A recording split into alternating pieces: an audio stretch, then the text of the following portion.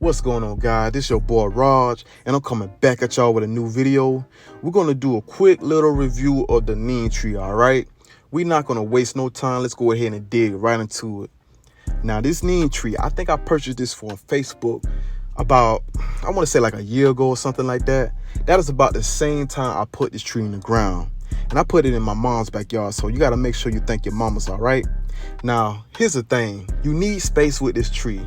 Don't think that you can plant this next to something else. This tree gonna branch off and slap the next tree in the face. All right, so make sure you got some space, because during the summertime it likes to take off, it likes to grow, it likes to do its thing. Okay, it's not a hard tree to maintain because it really maintains itself. All it needs is some heat and some sunlight. So if you live in South Florida or a place where you get a lot of heat, you definitely can pull off neem without no problem.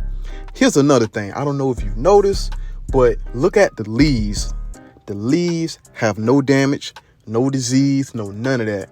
See, here's the thing: the bugs don't want nothing to do with these leaves. If they taste one of these leaves, they may die on contact because they don't like it at all.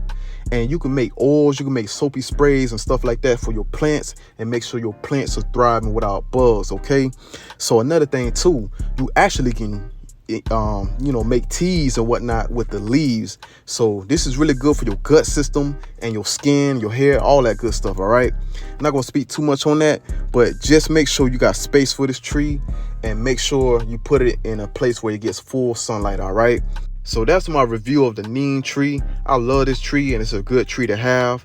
Thank y'all so much for watching this video. Definitely give this tree a try, and I definitely will be back with some new videos. All right, stay tuned, stay positive, and thank y'all. Peace.